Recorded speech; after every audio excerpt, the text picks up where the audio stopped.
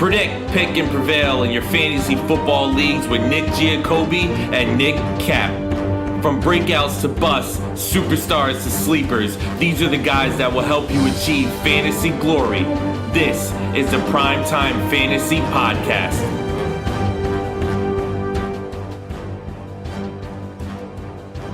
Welcome, everybody. It is week 17. It is your fantasy football championship week, and this is the PrimeTime Fantasy Podcast, where we give you our predictions, our picks, with the hopes that we hope you prevail in your fantasy championship. I normally say the rest of your fantasy football season, but this is championship week, unless you're a psycho that is going on to week 18. I'm your host, Nick Giacobbe. Joining me is Nick Cap. First off, Nick, do you have any leagues? I know you're in, I think, 5. Do you have any that are going into week 18? I do not have any going into week 18 now. I don't either. I've played in 4 to 5 leagues consistently for 10 years, and they've been different leagues. They're not leagues that have been the same for 10 years. I don't remember the last time I played in a league that went to week 18. I really don't. I know there are some that do, but I don't remember ever being in one, honestly.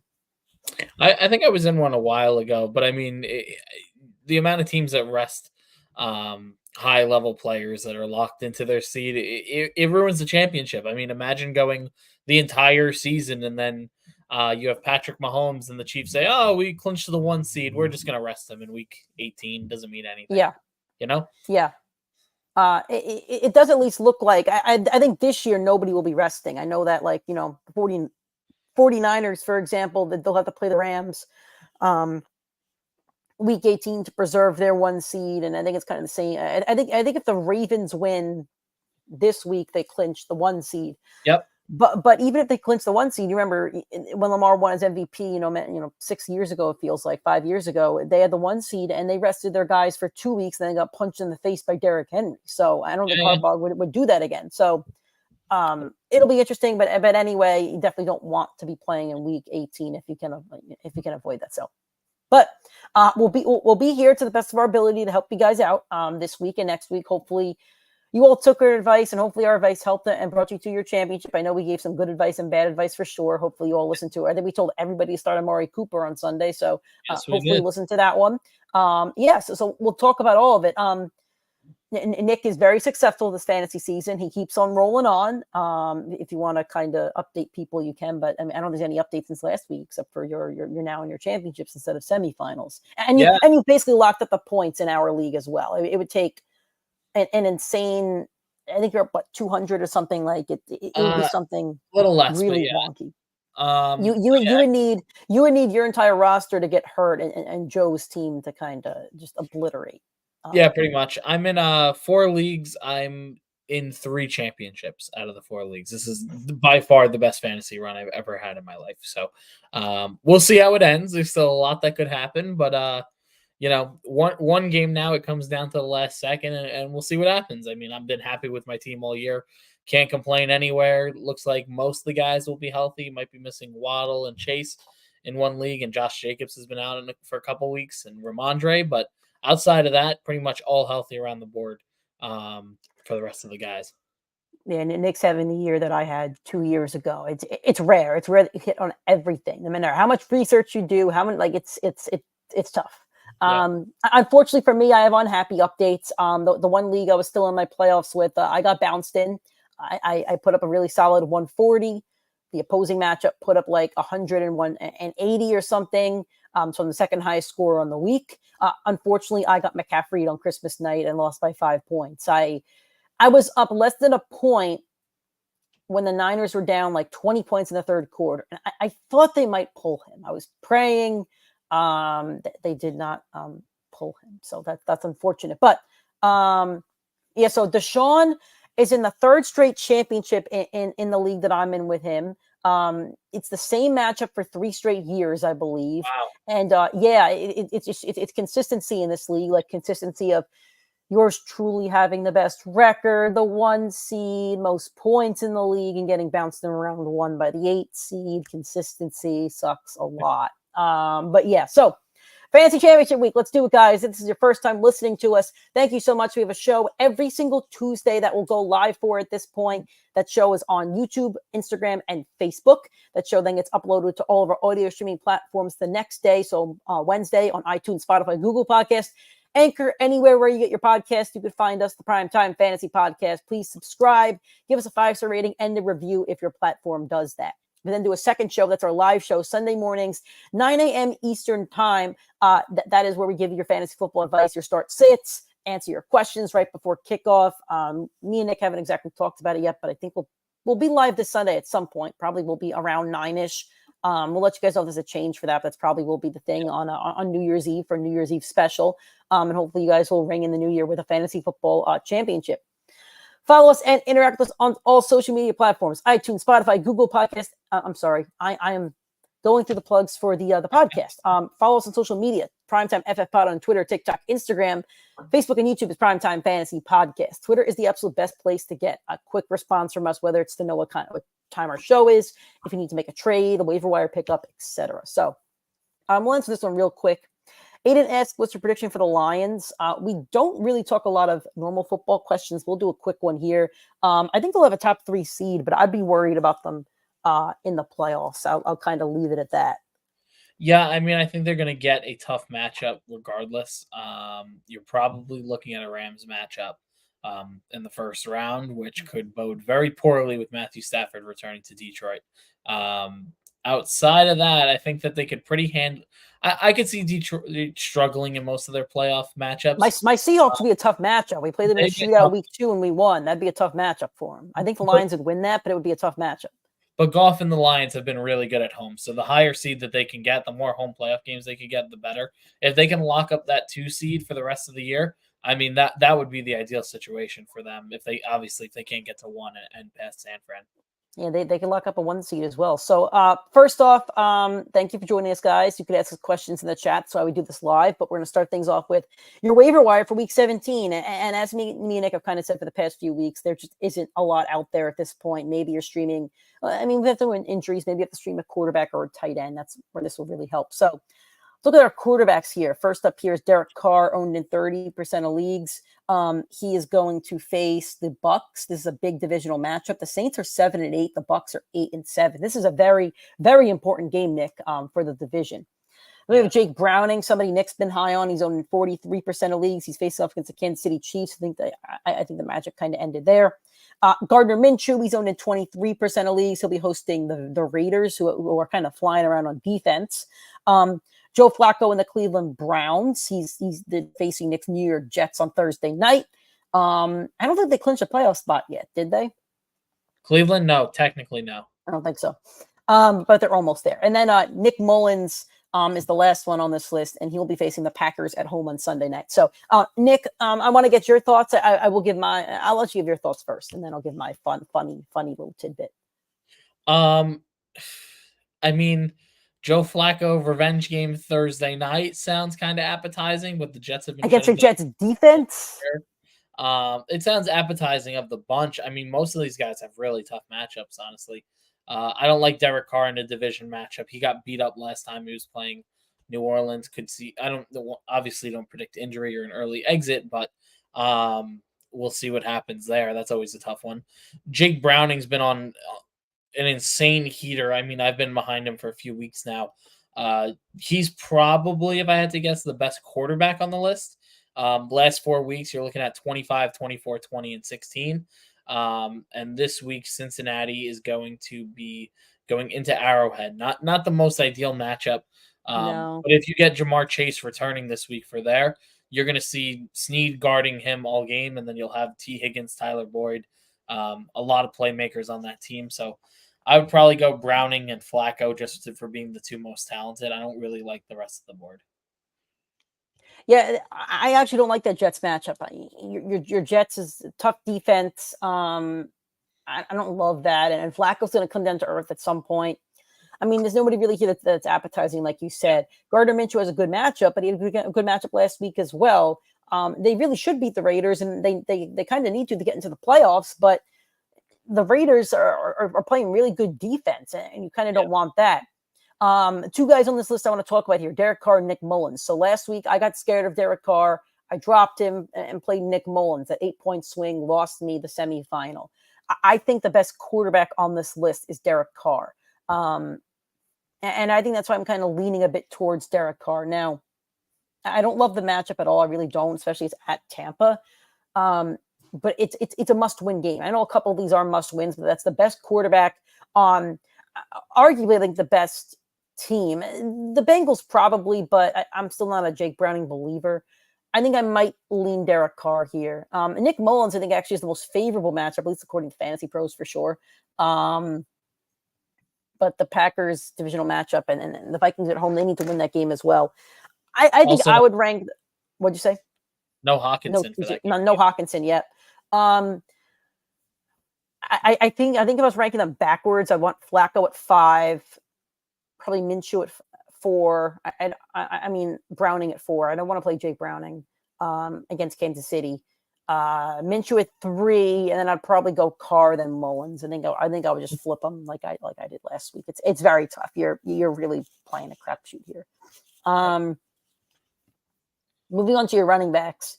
Nick, I'm not sure if you'd actually want to pick up any of these guys. I'll list them off here. I mean, Khalil Herbert, it's an option, I guess. Clyde Edwards-Helaire. I know Pacheco got banged up. He has a little concussion. We'll see if he, starts or not. So maybe Clyde is the only guy you'd want to pick up, or McKinnon. And then Zamir White here, who's had 2 really pretty good games with Josh Jacobs out. But I would think Jacobs plays this week, but who knows? Well, we thought Jacobs was going to play 2 weeks ago and this past week, and for both he's been out. I would say Zamir White's the one. I'd have Clyde at 2. I will say this, Josh Jacobs was dropped in a lot of leagues because he was ruled out so late. I can tell you in one of my championship leagues, I have the earlier waiver pick. Josh Jacobs is on the board. The guy that I'm facing had to drop him to play Zamir White. That's nuts. To get to the championship. And I have a waiver claim in for him. I'm hoping I can get him. But for the most part, I mean, you're shooting the shit here. I mean, Clyde Edwards-Helaire, no Pacheco, McKinnon hit the IR. He's probably the most likely to get meaningful reps in the game, unless if Jacobs is out for White. Nick, I'm pulling up John's question here, or maybe not a question, a statement. There should be no free agent moves unless you can't fill that position from your bench in the playoffs. So basically, what he's stating is you shouldn't be able to pick up a running back if you have a running back on your bench. I mean, I don't think that's a terrible take. I think that that's a fine rule for leagues. I will say there's often a lot of injuries that we've seen in the playoffs this year, a lot of role reversal from the running backs. You see Ty Chandler entirely take over for Madison. Like a guy like that should not be able to just sit on the waiver wires for 3 weeks. And I always say the fantasy champion always comes down to who can pivot. You've had your guy start for 16 weeks.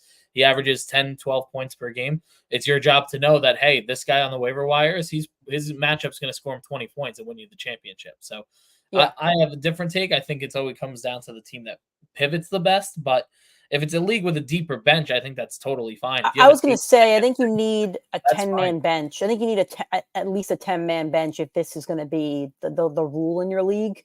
Or you need to put a fab in place just for the playoff teams. Maybe, $100 fab for each playoff team, and maybe that's what you do. Sure. That's my only 2 thoughts, on that one. On to receivers. I'm not sure if there's anybody you'd want on this list. But again, we'll talk about it. Noah Brown for the Houston Texans. Rashid Shaheed on New Orleans, Curtis Samuel for Washington, Demario Douglas for New England, Joshua Palmer for the Chargers. Nobody's super. I don't know which of these guys I'd start in my lineup. I mean, maybe if you lost Jamar Chase and you're in a 14-man league, maybe, but you lost Chase 2 weeks ago. So I'm not sure I don't think any of these guys I'm really super duper targeting unless you badly need a flex play or something. I agree with that. I mean, if you really have to reach, Noah Brown's probably the best with CJ Stroud coming back. Hopefully coming back this week. And the Texans have the Titans, by the way, who just played a really good game against the Seahawks. Exactly. I know Brown also had a really good game against the Texans like 2 weeks ago. So maybe he's the one you would go for. And then I always back Palmer. He's the wide receiver 1 over there with Keenan Allen out. If Allen's back, Allen's going to have Surtain. Palmer should have a pretty nice day against a weaker Broncos secondary for the last few weeks. And then KJ Osborne looked really good this past week after Hawkinson went down. So you're looking at another playmaker that could get you fantasy points. All right, moving on to tight ends. Gerald Everett, Chizo, I can't say it. Chigoziem Okinawu, he scored against my Seahawks, Kate Otten, and Tucker Kraft. Nick, I'll take it from here if you don't mind here. I feel like I've been kind of pounding the drum on Tucker Kraft, and I'm not saying he's going to go out there and score you like a 20 bomb, and that hasn't been my my drum pounding here. I think Luke Musgrave might be coming back this week, but Tucker Kraft last 3 weeks, 10, 15, and 10. He's had 4 or more targets in each of those games. He had over 50 receiving yards in each of those games. I think his projection right now on ESPN is 3.4, so I think Musgrave might be coming back, which I guess sucks for him, so maybe avoid him, but I said weeks ago to pick him up, and if you lost Mark Andrews like I did in my 12-man league, and you're getting 10 to 15 points in your tight end slot, that's not bad at all, really. There's nobody else here that I'm like, again, jumping for. You're really just at this point, if you lost if you lost TJ Hawkinson, I don't really know where you pivot at this point, because there's really nothing at this position, and you're praying for a touchdown with whatever guy you're picking up. I'm just going to read out in my 12-man league here. Okinawa is available, Everett's available, Logan Thomas is available, Jonnu Smith's available, Mike Muntit, Minnesota. He's the Minnesota tight end.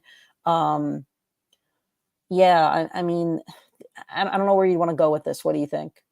I mean, I was going to say, I feel like in an actual league, there's going to be one outlier tight end that's available. Logan Thomas sounds like the guy yours.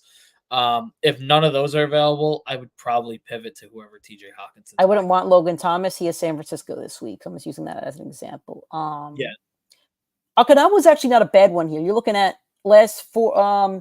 He's had 5 targets in 4 out of his last 5 weeks. He's had over 40 yards in 4 out of his last 5. He has 1 touchdown. So that's 5 what or was 8. What was his total against the Houston last time they faced? 6.6. He did not play well. 3 receptions, 3 targets, 36 yards. So there's the low game. Yeah. I don't know. You're gambling for a touchdown. I wish me and Nick could give you better advice, but you really are gambling for a touchdown. Correct.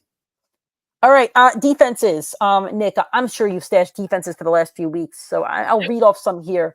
They have the Rams defenses listed. I think they have a positive matchup this week. I know, because I was frustrated about it. They have the Giants. They're at the Giants. The Colts are facing the Raiders, and their defense has been the Raiders' defense has been playing well. Their offense has not, but the Colts defense just allowed 30 to the Falcons. Bears defense, who Nick was kind of hyping up, they have the Falcons, and they're listing the Jaguars defense here against the Panthers. I guess by default, it's an okay matchup. What do you think? I'm sure you've had a couple defenses stashed throughout your 3 leagues. What are you looking at? I mean, I've had the Rams, Colts, Bears all stashed in leagues just for this week. What are you playing? Out of this list, the Rams defense is the one for me. Are you playing them in all 3 leagues? No, I have the Jets and the Browns in my other leagues, in all my leagues. Okay. Gotcha. But of the board, I mean, the Rams have not been great on the totality of the season, but they've been heating up. They have a very young defense outside of Aaron Donald, obviously, and they've been getting better and better as the season's gone on. I think that they're going to look really good. The Giants, Dable already said he's not announcing his quarterback. When you don't announce your quarterback, that means that your team is not prepared. Sean McVay is going to have a coaching masterclass against the Giants, as he tends to do. Kyron Williams has been running 100 yards per game. Possession should lean towards the 49ers 35 to 40 minutes of this game. So they're going to be controlling the ball. They're not going to force a ton of turnovers if it's Tyrod. Tyrod doesn't really throw the questionable football, but time of possession, they're going to get to the quarterback. They check a lot of boxes for a safe defensive play, and for your championship, the last thing you want to do is throw out the Colts, who have been good all year, and then like last week have Atlanta drop 30 on them and you lose your championship because the Colts played awfully. Yep. All right, so we're going to move on now to our game-by-game recap. At this point, there are actually going to be a lot of football takes and a lot of takes kind of going into next year. But we do have injuries to recap, which is unfortunate, but we will talk about all of them. All right. Starting off with our Thursday night football game, the Saints and the Rams. I'm trying to find the injury tracker here. It's not on the injury tracker, so I don't remember any injuries from this game, Nick. If you remember them, you remember them. If not, I don't. Big fantasy takeaway from this one, if you do have one, though. I mean, again, like Nick said, we're looking towards next year, but the Rams have the best matchup this week on the bunch. They're coming off a Thursday night game, 10 days rest, going up against the New York Giants. The defense has not been great. The Eagles' offense has not looked good all year, and I know they were forcing turnovers on Tommy Cutlets. End of an era in New York, honestly. But you're looking at a team that just scored 33 on them on 10 days rest. The Rams with that offense that loaded. Puka is a must start. He's been a must start. He is going to have the most interesting ADP next year. I mean, I have no idea where he goes in drafts. But I mean, how do you not take him over Cooper Kupp at this point? Like wherever the ADP winds up, he's just been better than him on the totality of the year. Yeah. And then Puka's gonna be my big take. I mean, 9 for 164 and a touchdown. He's I spoke to Jared. I want you to finish your take first because I have a very interesting take that I want to hear from you. So I'll let you finish your take first. Sure. And then I would pivot to the Kyren Williams take, which is like this guy's been on such a heater. We were asked on our Sunday show, is there one guy that you think can single-handedly win the championship? Like I believe Jamal Charles was the example a few years ago. Kyren Williams is the one that stuck out to me. And next year, I mean, you're looking at a guy who, if he can stay healthy. Like, yeah, you're right. I mean, he's gonna be a back half of the first mid. I would guess. What running back would you want over him? Not named Christian McCaffrey. Listen, it's a great question. I mean, I would say Breece Hall is in the debate with Aaron Rodgers there. Sure. After that, I mean, I'm drawing a blank. Eckler looked bad. Josh Jacobs, like Taylor. It will be up there. Jahmyr Gibbs is another good one. Jacobs will probably still be up there. But I think what makes Kyren more interesting than a lot of those players is he's a PPR machine. He's your closest thing to McCaffrey you got. I mean, Gibbs probably too, but I mean, if I'm looking at it next year, outside of Christian McCaffrey and maybe Breece Hall, he's probably the only running back that I could genuinely see getting 2,000 all-purpose yards. And that is a true difference maker for a fantasy lineup because you are no longer relying on touchdowns.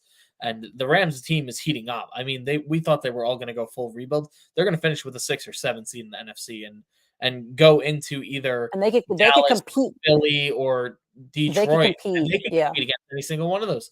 Or if not, they're going to play San Fran, who they would have had to beat to face them again. So it's a really interesting path for them. I'm looking forward to the NFC side of the playoffs.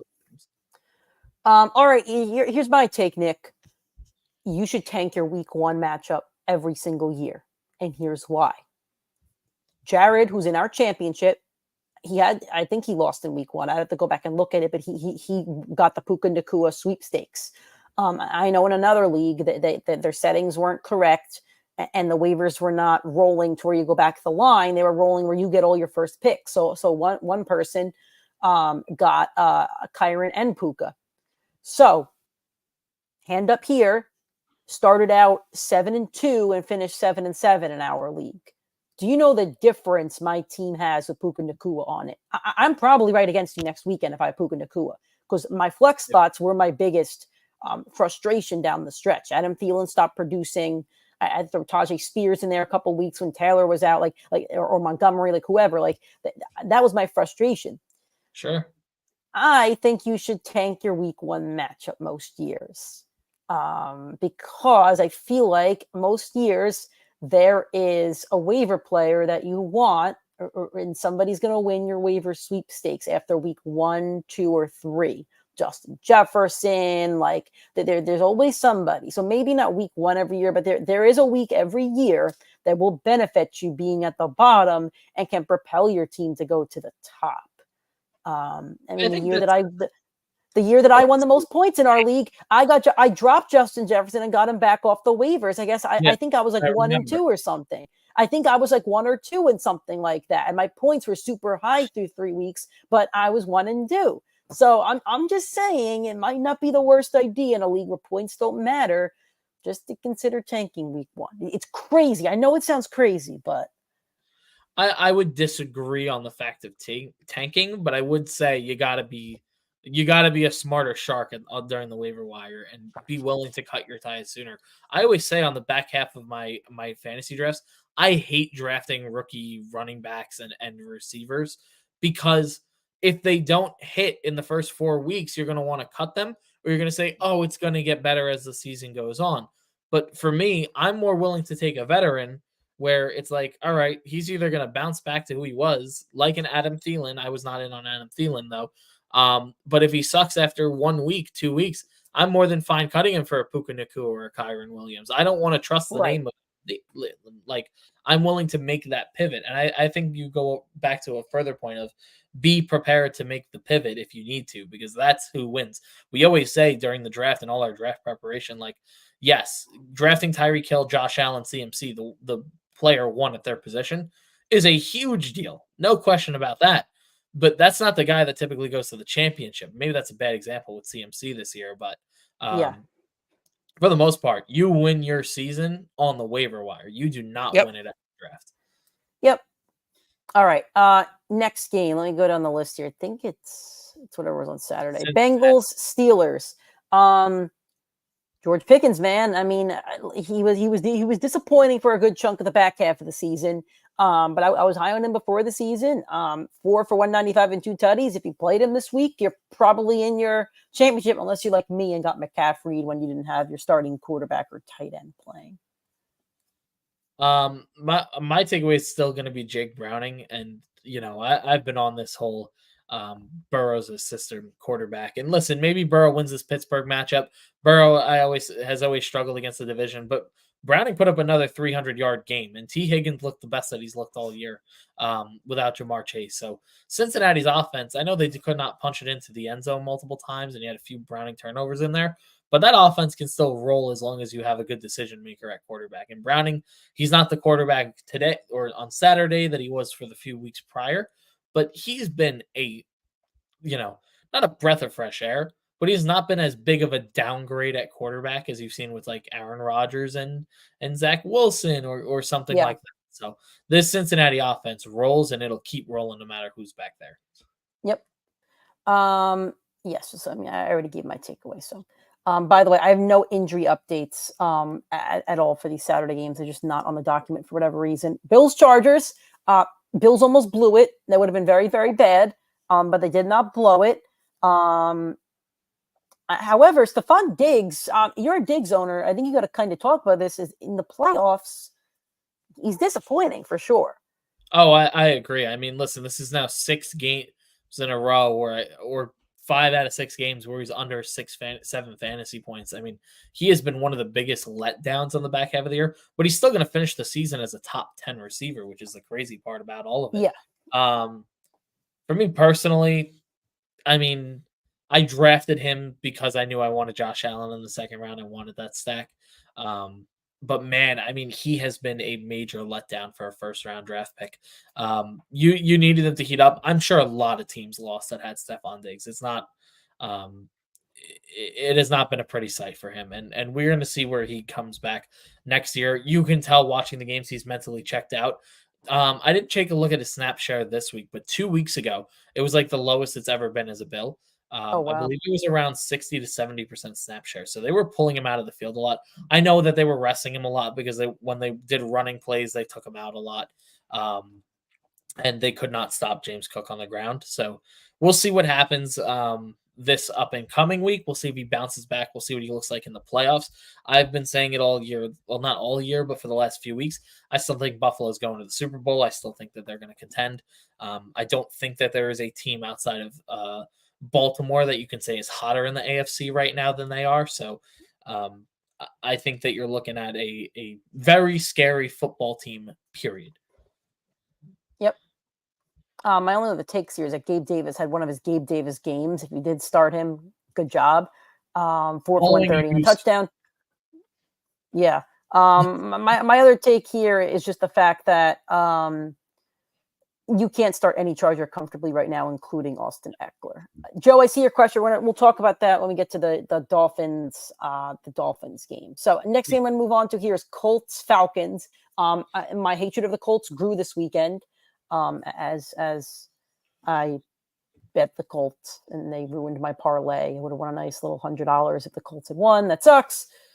Big fantasy takeaway for you, Nick, and no injury news here. I actually have to our document that me and Nick use, it actually is already updated to week 17, but no injury news that I could find at least here. Besides the fact that Zach Moss was out and Michael Pittman was out as well. And Josh Downs had 6 for 39. So those of you that love Josh Downs, let's stop with the Josh Downs. Yeah, I mean, listen, Joe brought up the point of ADP for next year for Achane. I think Bijan's going to be another one where it's like, this guy is so clearly the most talented player on his team. They so 20 clearly point fantasy game, such a high pick, but he's so on and off because of how Arthur Smith uses him. Tyler Algier punched it into the end zone, had 69 yards on the ground, very nice amount. And we're looking at a guy who in Bijan who is much more talented that just cannot dominate the backfield. It's the same thing that we said about Jahmyr Gibbs, except Gibbs has fully taken over the offense. Bijan Robinson's a player that we felt could be Saquon Barkley, 3-down back, workhorse, super uber athletic and talented, and would be a lock for potentially the RB1 on the year. I was not the only one that thought he had that upside. I mean, plenty of people did. That's why he was drafted as a second or third back off the board. But my God, where do you take him next year? And to me, I mean, the talent, you can't justify drafting him past the 4th round, but the on-field production and the snap share and the up and down, you can't justify taking him in the 1st or 2nd either. So I think it depends who his quarterback and coach is. That's valid. I do think he's going to have another year of Arthur Smith, which is the big question mark. And then I think I probably can't. I can't prioritize a top pick with Arthur Smith as his head coach. Okay, that's where I'm at least. All right, next game, my Seattle Seahawks at the Tennessee Titans. Again, I don't think any major injury news here. Ryan Tannehill did start. I'm just going to scroll down. Yeah, so Will Levis was out. Seahawks, no major injuries as far as I could tell. Finally got a Lockett game. I mean, he went 8 for 81, so you finally got your Lockett game. I mean, you get a couple of them. But other than that, I mean, Derrick Henry's probably your takeaway, I would think. Oh, it's got to be. I mean, another 2-touchdown game. Couldn't happen against the Texans. We'll see what happens next week against D'Amico Ryans and those boys. I'm still comfortably starting him. I did not put him on the bench after the 5-point game. I do still think that Derrick Henry is not Derrick Henry.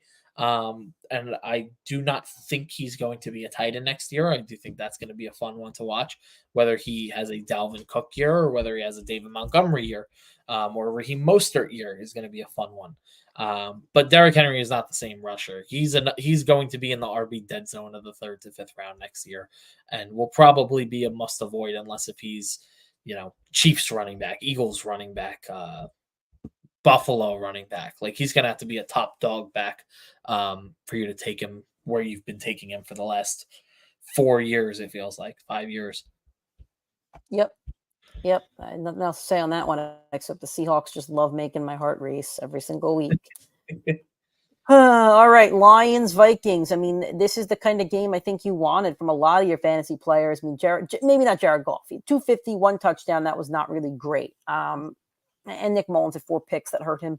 But then look at the rest of these guys. I mean, Jahmyr Gibbs had 80 rushing yards and 2 touchdowns plus 4 receptions. Dave Montgomery had 55 rushing yards plus a touchdown. And 2 receptions. That's like 14 fantasy points. Amon-Ra continues to impress. He's a first-round pick next year for sure. 12 receptions, 106 yards, and a touchdown. He's been huge for this playoffs. You're talk about a guy that can win you the playoffs. He has back-to-back playoff games of, I think, 25-plus fantasy points. Laporta did disappoint. Me and Nick were kind of all over Laporta, so hopefully he rebounds next week. Justin Jefferson had a Jefferson game, 6 for 141 and a touchdown. Did Addison get hurt? He only had 4 targets, 1 reception for 2 yards. If he played Addison, that wasn't good. And the running back situation over there at Minnesota is a mess, but Ty Chandler did get in the end zone. Madison's dead. Madison can't be starting anywhere near your lineups. No. What's your takeaway? I mean, listen, we've said start your Lions, and with that comes the good, with that comes the bad. And Sam Laporta was the rough one today. Jameson Williams gets a bunch of looks. He gets 6 targets, 5 catches, 43 yards. Dave Montgomery out-touches Jahmyr Gibbs as much of a better running back as Gibbs have been, punches it in twice. Listen, man, they spread the ball in Detroit, and Jared Goff has been the one guy that has consistently benefited from it. And I think Jared Goff's another guy where it's like next year he's gonna be in the same range of the QB 12 to 18, and he will be the number one waiver target within 3 weeks, and he will not be on your waiver wires by the end of the year. Like, he's gonna keep following that trajectory. I also should have mentioned this, but I didn't. TJ Hawkinson is undergoing an MRI on Monday. He has a right knee injury. I believe he's already been announced that he's out for the rest of the NFL season, Yep. which means he's out for your fantasy season, which really sucks because at the moment in PPR leagues, I think he's the tight end 1 or 2. He's the one. He's over Kelsey with 219 fantasy points. So that's that is sucky. Yep. Moving on, the Commanders at the. Did you want to say something else? I'm sorry. No, you're good. Commanders at Knicks Jets. And your Jets kind of ran away with this, and then they Jacoby Brissett kind of stormed back. You know what? You know what I think happened? The Jets were a 3-point favorite, and everybody pounded the Jets as a 3-point favorite. So they needed the Commanders to come back in and cover the spread. That's what I think. That's what I think happened. The rest Brian Robinson was out with, I think, a hamstring injury. I literally have to scroll all around our list because it's not in game order. I think it was a hamstring injury. But aside from that, Nick, I feel like this game kind of went the way that we thought it would. You should not have played your Commanders. Chris Rodriguez, running back, had 58 rushing yards and 2 touchdowns. That's weird. You did tell people they could play Antonio Gibson. He had a touchdown, maybe 10 fantasy points total. I mean, Breece Hall, we were kind of all over. Don't bench Breece Hall. And Garrett Wilson, you probably shouldn't bench either. He had about 16 fantasy points. Not a bad day for him, especially with the quarterback situation. But I'll let you gloat about Breece Hall, and then we can kind of move on. I mean, listen, this was the worst defense in football since the trade deadline. I'm going to say this: you cannot take anything away from the Jets team. They, in a game where they were winning since the first quarter, they passed the ball 50 times. Garrett Wilson and Breece Hall combined for 31 targets. Like, and if you have an Aaron Rodgers in there and the game script is better, that's not the formula that's going to be next year. So I think Garrett Wilson and Breece Hall are going to be very good next year. I don't think they're going to put up this level of production that they did. But listen, man, there's a lot of talent. Not a lot of talent. There are 2 talents on the Jets offense, and they are going to benefit next year with Aaron Rodgers in there. Yep, I agree with that. Now let's go to Rodgers' former team, Packers and the Panthers. Packers did not cover the spread on this one.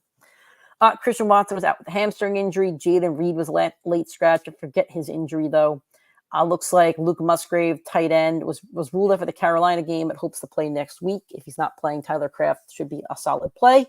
And then on the Panthers side of things, the Panthers are the Panthers. What do you got for this one? Because, I mean, I think you kind of said to play Romeo Doubs. Again, with all those receivers out, I think Doubs was a pretty solid play. Yeah, listen, I mean, you should not have, even though I said play Romeo Doubs, I would not have expected anybody to play Romeo Doubs, regardless of the matchup, because, listen, you're not trusting your team to go to a championship on Romeo Doubs. But it goes back to the first point, which is where if you are able to pivot when it matters most in your playoffs, you will be able to succeed. And sometimes you hit, sometimes you miss. Romeo Doubs did hit. I'm going to say this right now. I think Aaron Jones might be the most washed running back in the NFL, and he had his best game of the year. For a fantasy playoff game against the Carolina Panthers, who have been one of the worst teams to running backs, and where Aaron Jones gets the ball 21 times, plays phenomenal. He gets 127 yards. It's mostly because he had 2 breakaway runs during the game. He finished with an awful fantasy day considering the amount of yards that he put up, and it's because he could not get in the end zone because they would not look to him in the red zone. I do not know how Aaron Jones is the running back team moving forward, and I do not know. He's going to be the next Dalvin Cook, where he is going to be the veteran taken by another team, drafted in the 5th through 8th round, somewhere in that range, maybe down to the 10th. And he is going to be a big swing and a miss because he is just not the same running back that he's been in the last 5 years. Yep. All right. Browns at the Texans. Injury news for this one. let's see. Texans obviously were without C.J. Stroud. And Nico Collins did return at least. Then as for the Browns, I don't think any injuries for the Browns. I mean, the big thing here is that Amari Cooper went absolutely nuclear. 11 receptions, 265, 2 tutties. If you played Amari Cooper, you made your championship. If you did not make your championship, I don't know what to tell you. I don't know what super team you faced. But he had like a 60-point fantasy performance. Even in standard leagues, I think he had like a 40-point fantasy performance. Yeah. So yeah, congratulations to your Cooper owners. And he's just like, you kind of have to play him in playoff games for this kind of reason, where he could always just go nuclear. He's that one player that just finds a way every time. It's weird. I will say this: he is a must bench next week because Amari Cooper does not put up 3 straight good games in a row, and he just did. He put up a 12, a 21, and a 52 in full PPR. Amari Cooper jumped from the wide receiver 27 on the year to the wide receiver 12 with that performance, by the way. Absolutely insane. Good for him, because I think there's a lot of Amari Cooper fans, except for those Dallas guys when they watched him disappear half of the year. But I feel like he seems like a good dude that a lot of people just kind of root for. He's just kind of in that flyover city of Cleveland, Ohio. Gotta love the Brownies.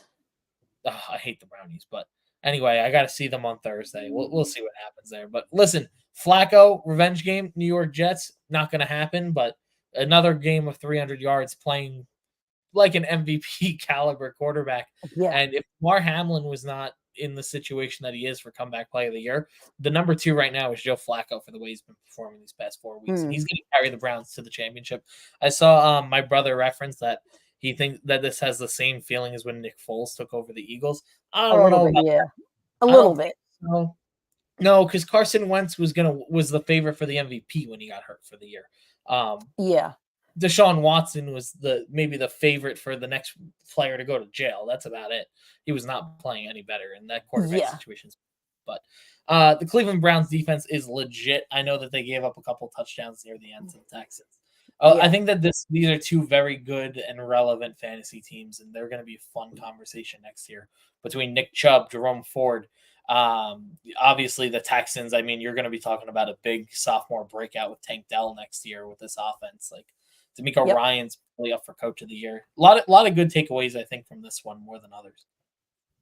Moving on, the Jags at the Bucks. So the only injury news that we have from this is that Trevor Lawrence exited the game, was having an MRI on Monday. It's a right shoulder injury. I don't have any more updates after that. But the Jags got pummeled even before the injury. That wasn't like the story of this, but it was a slaughter.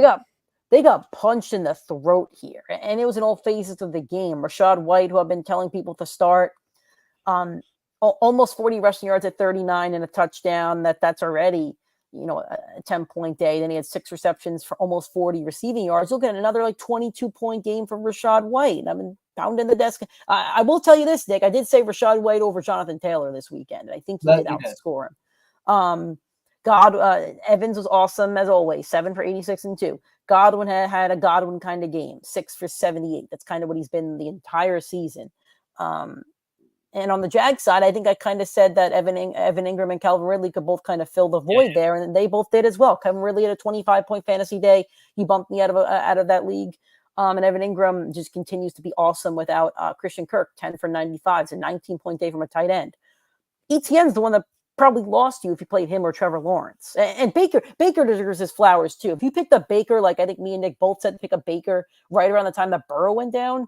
Yeah. Baker's at back-to-back like 25-point games in your playoffs. Baker's on a heater right now, and so are the Tampa Bay Bucks. I think they're on a 4 or 5 game winning streak, or 5 out of 6 they've won. And listen, more of a real football take.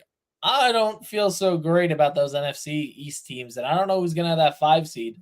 But walking into Tampa after Baker Mayfield's on this heater could be on upset alert for week 1 in the playoffs. Could be a fun watch. All right. Bears and Cardinals. Bears are hosting them. So Marquise Brown was out with his heel injury. As for the Bears, really no news here. I mean, my main takeaway here is that Khalil Herbert had 112 rushing yards and a touchdown. So it's probably worth picking him up, even if you're just playing keep away from your fellow championship opponent. Cole Kmet, I think, injured his knee in this game, but he had 4 receptions for 107 yards. I don't know if he came back. I just read that he was questionable to return. What do you got here? I mean, there's the DJ Moore we all know and love. Yep, that is the DJ Moore. You got the DJ Moore you know and love, and the Amari Cooper you know and love. The one high, one low. I mean, yep, it's such a funny trend for the two of them. Kyler Murray, another solid fantasy day. 230 yards, 2 passing touchdowns, 32 rushing yards on the ground. I hope the Cardinals don't trade him. This team is so awful. They're getting clearly outplayed by the Chicago Bears for 4 straight quarters. I mean, that can't be happening. But Kyler Murray, again, is the bright spot of this team. He is going to get severely underdrafted and underrated, as he tends to do. But we'll see what happens with Kyler and this Arizona team. They're another one that's got to blow the whole freaking thing up. But I don't know if you could do that. I think it's going to be really hard to trade Kyler with his contract. But to me, I think Kyler Murray I think if you put him on a functioning NFL team, like I think if you put him in Minnesota, we're calling Kyler Murray a top 10 quarterback. Let's keep in mind, Kirk Cousins, when he got hurt, we were calling him an MVP caliber quarterback for bringing this team back. I believe he was the QB4 on the year, and he doesn't have that mobility that Kyler does. I mean, and I'm not downplaying Kirk. I'm more so playing up Kyler. I think he's right around that 8th to 12th best quarterback, depending on the situation. He's a guy I would love to see in Atlanta, and that's a team that can afford to bring him in. I think Fields will still be a lot of fun, but me too. All right. Dolphins and Cowboys. So Jalen Waddle is undergoing an evaluation on Monday. He exited Sunday's game with a shin injury. Definitely watch that one. What do you think, Nick? Because Tua, I don't think he lost championships. Like you kind of said, I don't think he won championships. I don't think he lost them, though. He had almost 300 yards and a touchdown. I think he probably had close to 20 fantasy points. I think he had a decent day. He finished with 15, which would be... That's not a decent day. That is not a decent day. That's okay. Tua finished as the quarterback 22 on the week. So, yeah, that's not a really good day for Tua or as your fantasy quarterback. No, definitely not. I think we should send it to Joe's question in the chat. We said we bring that up. Let's do that. So Devon A-Chan, where is his ADP? I mean, if they keep Mostert, I think it's almost like a Montgomery situation. Montgomery's in like round 7 last year. I think he's probably like a round 6 or 7 guy. He's a backup running back on the Dolphins to me. A-Chan, you're saying? That's yes. Where he goes? I would take A-Chan anywhere past the 5th round next year because I think they're going to fully pivot to him. Mostert's been the punch it in touchdown guy, and he had another. I mean, he didn't have a great fantasy day. He didn't have like. I don't think anybody in this game. I mean, looking at the numbers here, CeeDee Lamb is the only one that really had a good fantasy day. Tyreek Hill, he had 18 points. He had 99 yards. So some people lost their leagues because he did not hit his 100-yard bonus. Tony Pollard had a pitiful fantasy day. Probably lost your league. Dak was okay, I guess. I mean, 2 touchdowns helps for sure. But CeeDee is the only one in this game, and it was a low-scoring game technically, I guess, for both of these teams. But I mean, this was a low-scoring like fantasy day. Brandon Cooks had a touchdown. Raheem Mostert had a touchdown, but this is a low-scoring fantasy game. Yeah, listen. I mean, I have loved Mostert. He, to me, is one of those question marks because to me, it reminds me more of the Jamal Williams season where it was like, all right, he's punching the touchdowns in, but he's clearly not a phenomenal running back. He has looked good this year. I don't want to take anything away. He's been my QB. He's been my RB1 for my team going to the championship. But listen, he is not he kind of looks like an aged Breece Hall where it's like he can go on any single play and go take it 80 yards to the house. They're going to look for him through the goal line because he is a great running back and he is diligent enough to punch it in. But he's not like but he's washed, clearly. He's an older back. They do not practice him on a Wednesday because he's aged. He has probably the most extensive injury history at the running back position for a starter in the league. He's over the age of 30. Like He does not check any of the boxes for someone you want to draft in fantasy, just like Jamal Williams on the Lions last year, except he just kept punching the ball into the end zone. And Right. Mostert, I don't know what his contract looks like. I'm going to guess he's finding a new job next year because Achan's that good. But if both these guys are on the team, no matter what the ADP is between the two of them, Achan's the guy I want. I don't see Mostert doing what Eckler did with back-to-back 20 touchdown I seasons. agree with you. I think Mostert's probably going to be in a lot of do not draft lists, it being like a James Conner and a. He'll be in the dead zone. He'll be somewhere between the 3rd and 5th round. Yep. All right, going to move on to Patriots and Broncos. I don't have any. I don't know if there's any like injury news to talk about for this one, but and Nick, if the Broncos could have won this game, I think they would have the division not on lock, but I think they'd be first in their division. So it's a real shame that they lost to the 3-11. They lost to the 3-11 Patriots.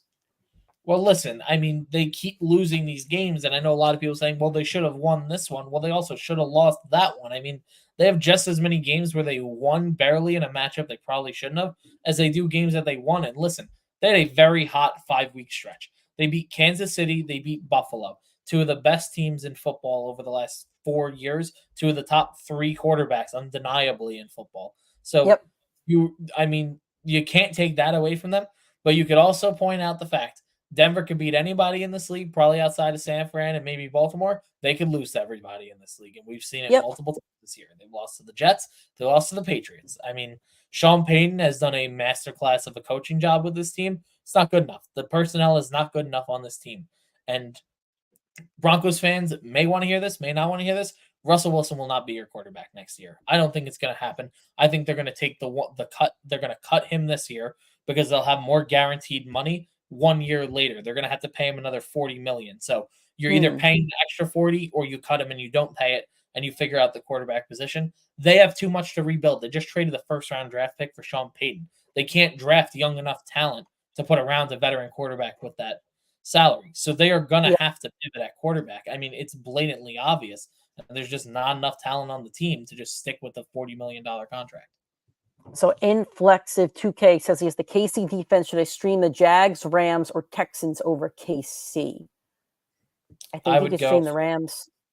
I would take the Rams. The Rams over the Giants off 10 days rest. I agree with you.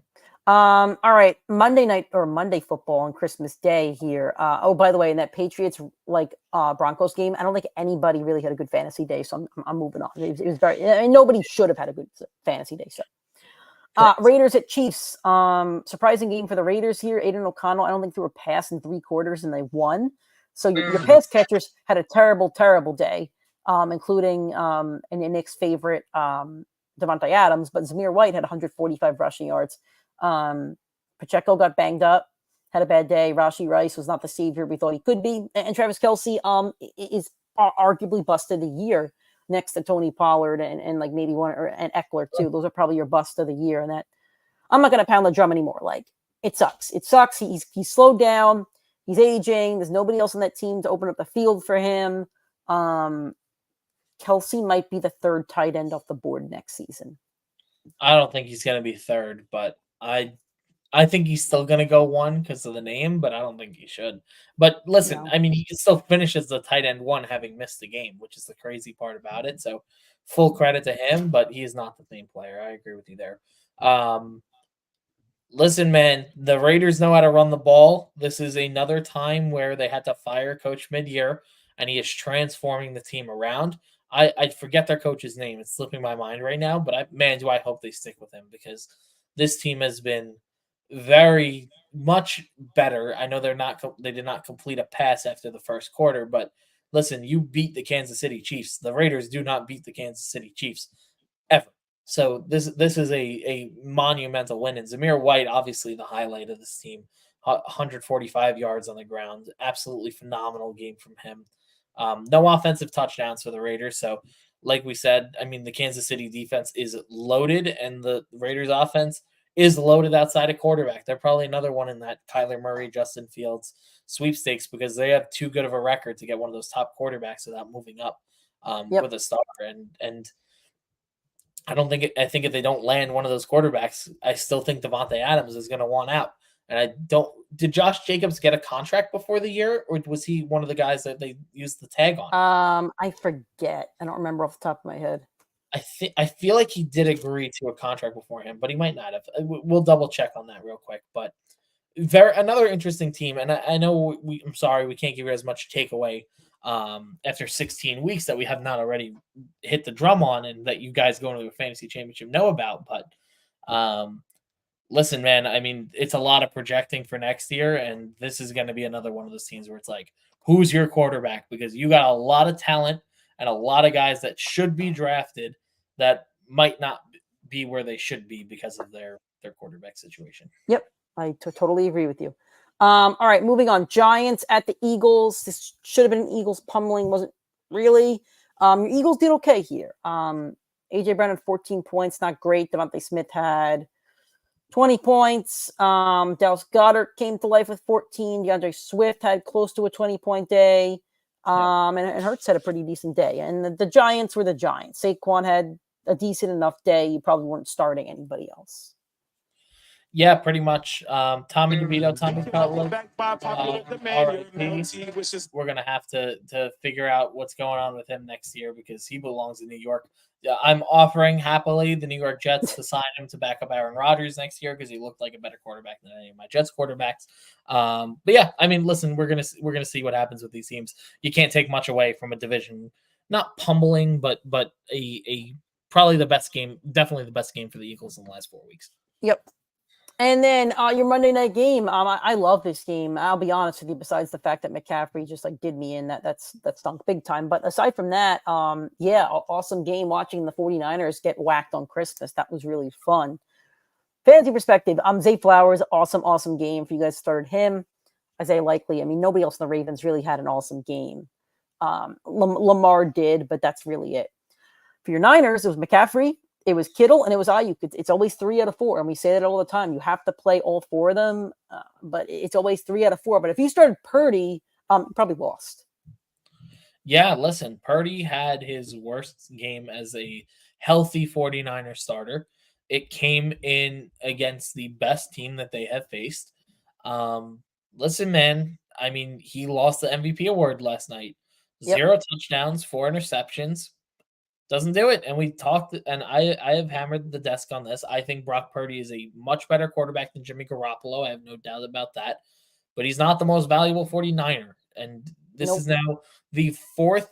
All 4 of their losses this year have come without Trent Williams on that offensive line. So it's very noteworthy. I know Trent got hurt during the game. I don't know what his status is. I'm sure. I think he got hurt when the game was at an end anyway, but I see what you mean.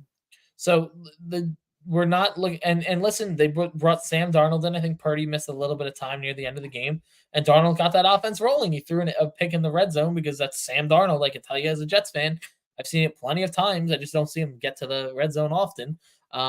Listen, I mean, that team has a bunch of Avengers.